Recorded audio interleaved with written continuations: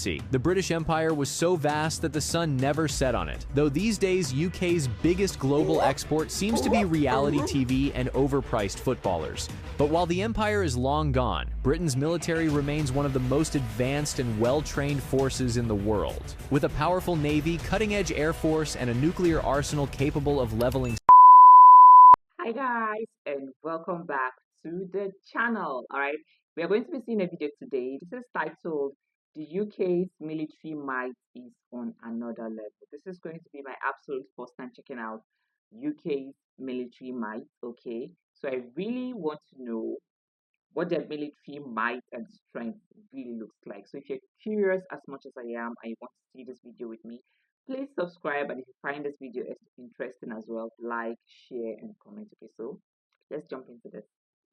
For centuries, the United Kingdom was a military superpower, shaping global history through war, conquest, and diplomacy. The British Empire was so vast that the sun never set on it, though these days UK's biggest global export seems to be reality TV and overpriced footballers. But while the empire is long gone, Britain's military remains one of the most advanced and well-trained forces in the world. With a powerful navy, cutting-edge air force, and a nuclear arsenal capable of leveling cities, the UK still holds a key position in global security.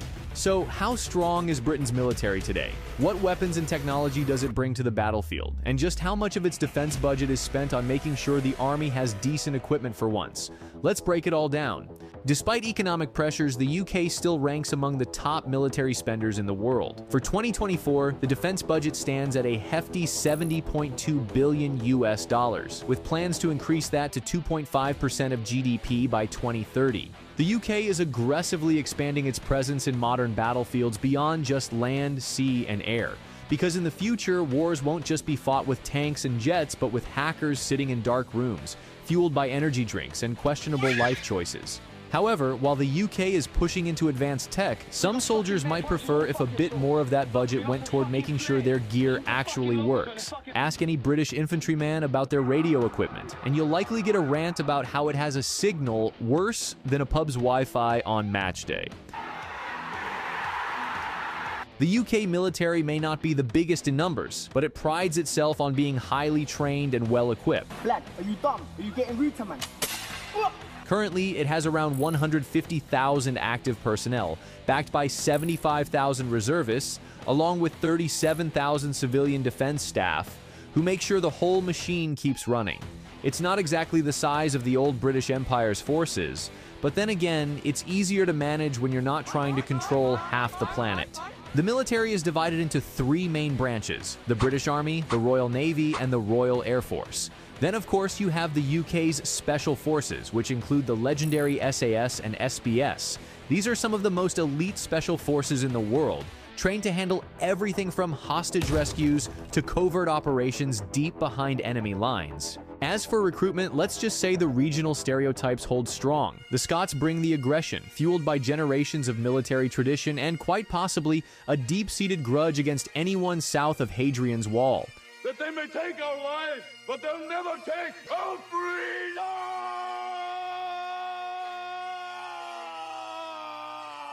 Okay.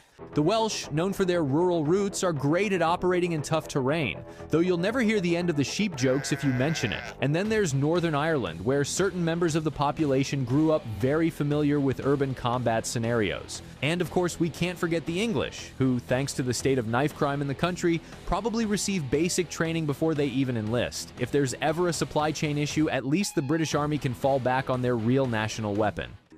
It's a too-much step, me and KZ, loose and bricky then. The British Army, while not the largest, is one of the most experienced and technologically sophisticated in Europe. The Challenger 2, a tank known for its impressive armor and accuracy, is being modernized into the Challenger 3, with improved firepower and digital targeting systems. Britain currently operates 227 Challenger 2s, though once the upgrade is complete, only around. Well, I am not familiar with the UK's military strength for their armed forces, but I think they actually went for quality rather than just quantity in their military. Okay, so I stand to be corrected. You can as well correct me in the comment section, but that's how I feel about their military. They are not much, but then again, I think they went for quality weaponry instead of just quantity, okay?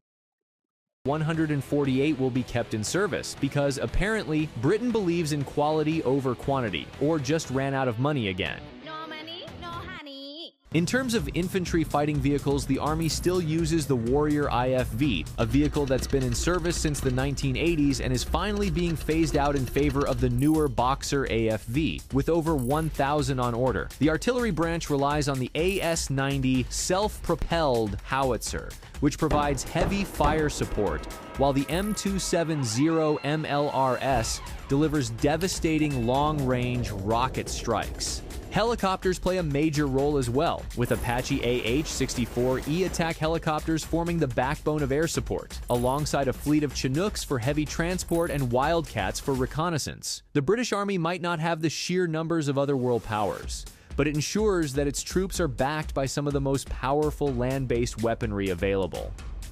Britain was once the world's dominant naval power, ruling the seas with a fleet that stretched across the globe.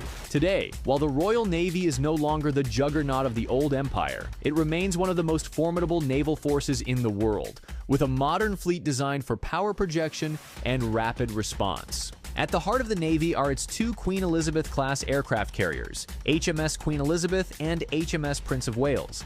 These are the largest warships in British history, capable of carrying 40-plus aircraft, including the F-35B Lightning II stealth fighter. With these carriers, the Royal Navy can deploy air power almost anywhere in the world, assuming, of course, the ships don't break down mid-mission, which has happened more than once. In terms of firepower, the Royal Navy operates 6 Type 45 destroyers, some of the most advanced air defense ships in the world. There's also the Type 23 frigates, soon to be replaced by the Type 26 and Type 31 frigates, ensuring that Britain's Navy stays ahead in maritime warfare. But the real muscle of the Royal Navy comes from its submarine fleet. The Astute-class attack submarines are among the most advanced in the world, capable of launching cruise missiles with pinpoint accuracy. Meanwhile, the Vanguard-class submarines are responsible for carrying the UK's Trident nuclear deterrent, ensuring that if Britain ever finds itself in a truly dire situation, it has the capability to turn an enemy's capital city into a radioactive wasteland. The Royal Air Force, or RAF, is one of the most technologically advanced air forces in the world, with a fleet of highly capable fighter jets, bombers, and transport aircraft. The Eurofighter Typhoon serves as the main fighter aircraft, with 137 in service, capable of engaging air and ground targets with deadly precision. Alongside it, the F-35B Lightning II, Britain's new stealth fighter, is slowly being integrated into full service, with 48 currently active and a total of 138 planned, assuming the government doesn't change its mind for the 10th time. For strategic operations, the RAF operates a fleet of heavy transport aircraft, including C-17 Globemasters and A-400M Atlas, ensuring that British forces can be deployed anywhere in the world at a moment's notice. The Voyager KC-2/KC-3 provides aerial refueling, extending the reach of Britain's fighter jets and bombers. One area where the RAF is investing heavily is in unmanned aerial systems, with new drone programs being developed to complement traditional air power. Because, let's face it, why risk a pilot when you can just send a flying robot instead? The UK possesses around 225 nuclear warheads, with about 120 actively deployed at any given time. These are delivered via Trident II D5 submarine-launched ballistic missiles, housed on the Vanguard-class submarines. The UK isn't just a military power, it's deeply tied into global alliances. As a key NATO member, it actually pays its 2% GDP defense bill, unlike some neighbors. It's also part of Five Eyes, sharing intelligence with the US, Canada, Australia, and New Zealand.